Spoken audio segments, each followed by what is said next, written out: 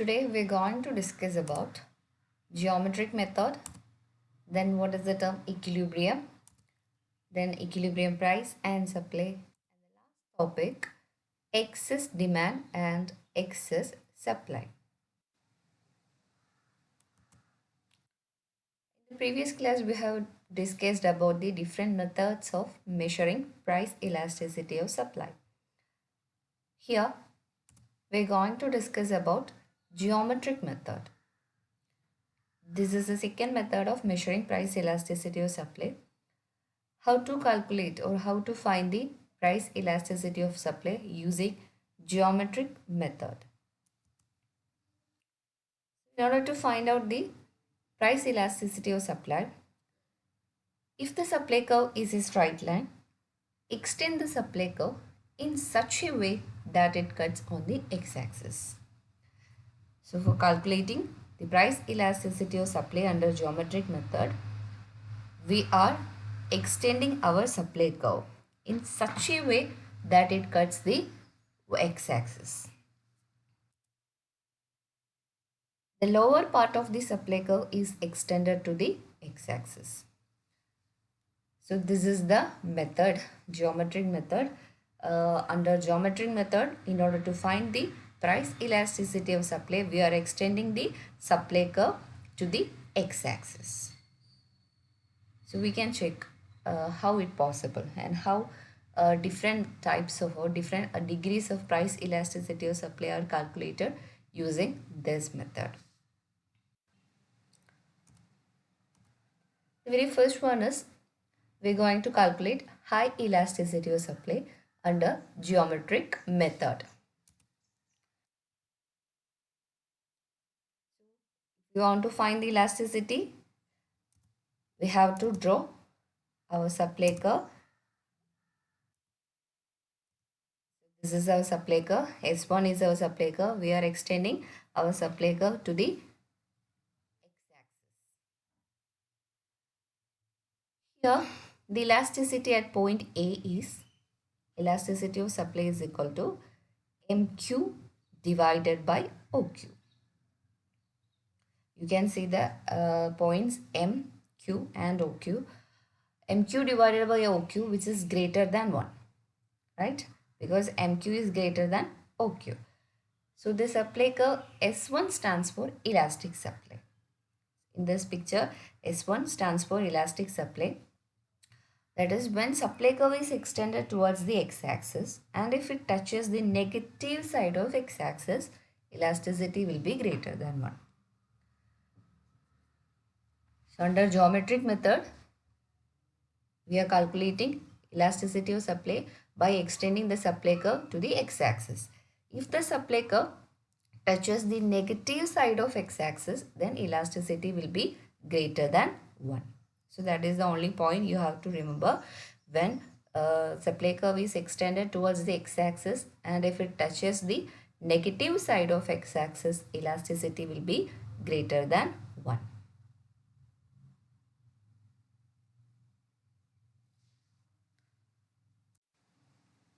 The second one, unitary elastic supply. So in order to find out the unitary elastic supply, we are drawing supply curve S2. At point A, elasticity would be 1.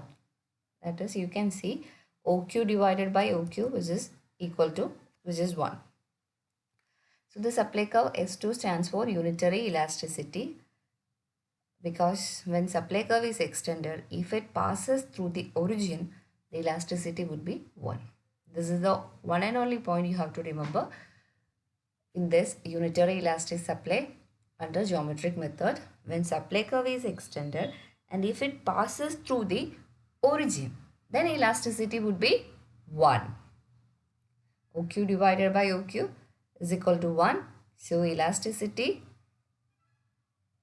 is unitary elastic supply. When supply curve is extended, if it passes through the origin, elasticity would be 1.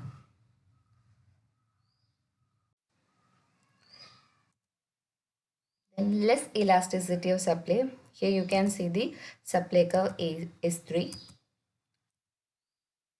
The elasticity at point A is MQ divided by OQ, which is less than 1. So it is a graph of less elasticity of supply under geometric method. If the supply curve is extended to x-axis and if it cuts the positive part of x-axis, then elasticity would be less than 1.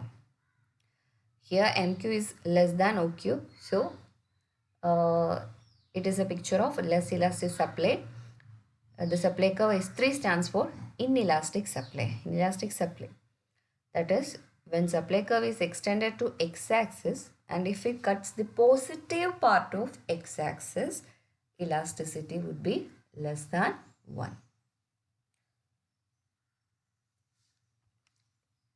If it cuts the negative part of x-axis, elasticity would be greater than 1. And if it passes through the origin, then elasticity would be 1.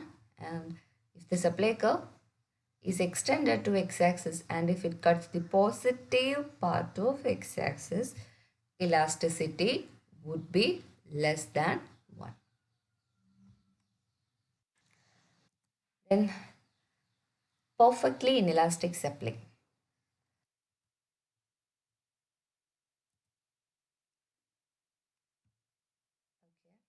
This is a graph of perfectly inelastic supply. If the supply curve is parallel to y-axis, then elasticity would be 0.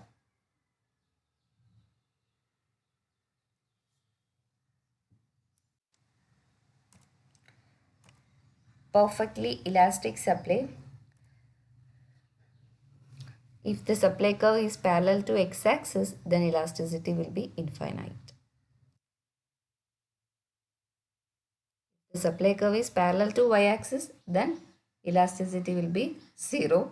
It's called a perfectly inelastic supply. And if it is parallel to x-axis, the elasticity will be infinite, and that's called a perfectly elastic supply. So this is a summary of geometric method. Under geometric method, in order to calculate this of the elasticity of supply, we are extending the supply curve to the x-axis. If it touches the negative side of x-axis, then it's called a high elasticity of supply. And if it cuts the positive side of x-axis, that's called a less elasticity of supply. If it passes through the origin, that's called a unitary elasticity of supply. If the supply curve is parallel to x-axis, that's called a perfectly elastic supply. And if it is parallel to y-axis, it's called a perfectly inelastic supply. We are moving to the next chapter, chapter 5, market equilibrium. In this chapter, we're going to study about the term market equilibrium and the excess demand, excess supply, the effects of shift in demand and supply on equilibrium, price and quality. So it's overall it's based on equilibrium. So we want to know what is the term equilibrium. Equilibrium means balance or equal. That stage is called the equilibrium. The balance stage or the equal stage is called the equilibrium. In economics, it is defined as a situation in which the objectives of all firms and consumers are satisfied and the market is cleared. That situation is called an equilibrium. Equilibrium is a situation where objectives of all firms as well as the objectives of consumers are satisfied. In such a stage, the quantity of goods sold by all firms and the quantity of goods bought by all the consumers are equal. That's called a equilibrium. Once again, I am repeating, equilibrium means balance or equal. In economics, it is defined as a situation where objectives of firms as well as objectives of consumers are cleared.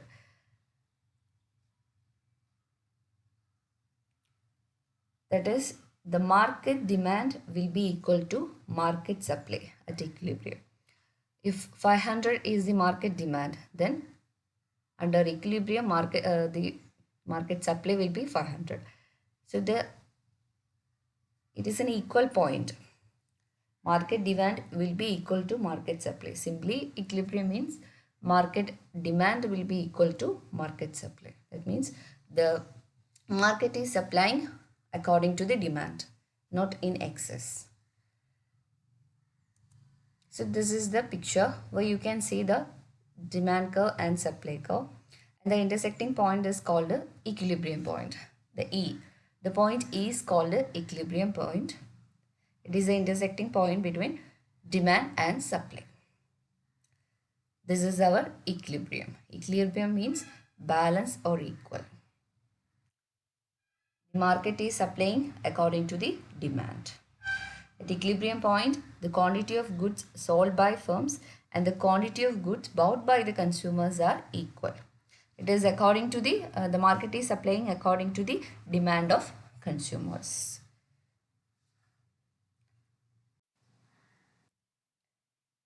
The next term is equilibrium price and equilibrium supply.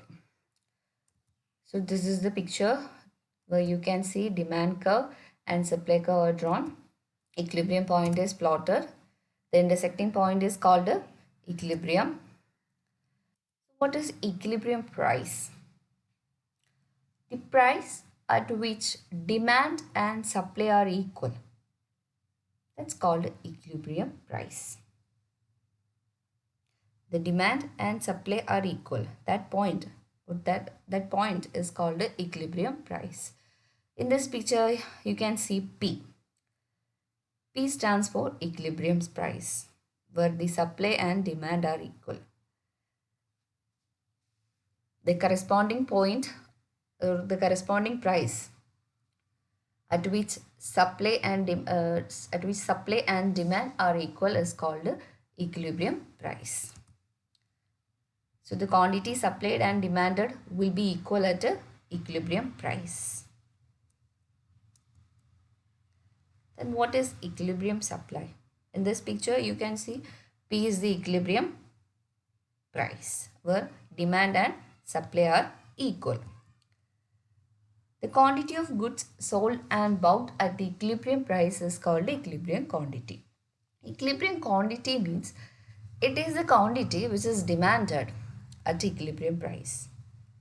The corresponding quantity related to equilibrium price is called equilibrium supply. The quantity of goods sold and bought at the equilibrium price is called equilibrium quantity. Here Q is the equilibrium quantity.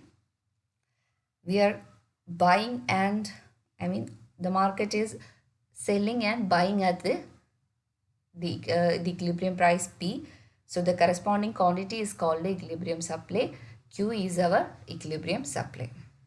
So I am just summarizing. Equilibrium means balance or equal. It is the situation where the objectives of all firms and all consumers are satisfied. Or we can say the market demand will be equal to market supply at equilibrium. Then the next term is equilibrium price. Equilibrium price means it is a price at which demand and supply are equal. And the quantity bought and sold at this price is called equilibrium quantity. The next term is excess demand and excess supply. What is excess demand? This is a situation in which the market demand is higher than the market supply at a given price is called excess demand. Excess demand means where market demand is greater than that of market supply. When demand is higher than supply, that's called excess demand.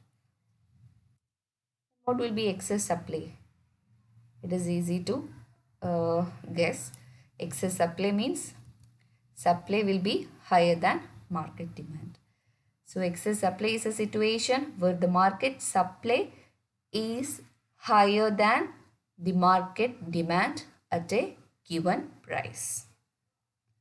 Excess demand is a situation where market demand is higher than market supply at a given price, and excess supply is a situation where the market supply is higher than market demand at a given price. So let me explain the term excess demand and excess supply through an example. So in this table you can see the price, demand and supply are listed. At rupees 10, the demand is 700 and the supply is 300, which means there is an excess demand of 400, right? The market is supplying only 300 units, but the demand is 700. So 400 is the excess demand. So it is a situation where the demand is higher than supply. That's called excess demand. Here 400 is the excess demand at rupees 10. Then at rupees 20, the demand is 600 and the supply is 400, which means 200 is the excess demand. When demand is higher than supply, that's called a excess demand. Okay. Then at rupees 30, the demand is 500 and the supply is 500, which means it is a equilibrium stage. Equilibrium stage where demand and equilibrium is a stage where demand and supply are equal. When the market is supplying according to the demand, that's called a equilibrium. So at rupees 30, the demand and supply are equal, which means it is a condition of equilibrium. Then at rupees 40, the demand is 400 and the supply is 600, which means supply is higher than demand. That's called a excess supply. Here 200 is the excess supply. Then at rupees 50, the demand is 300 and the supply is 700, which means 400 is the excess supply. So excess demand is a situation where demand will be higher than the supply. Then equilibrium means demand and supply are equal. Excess supply means the supply is greater than demand. Thank you.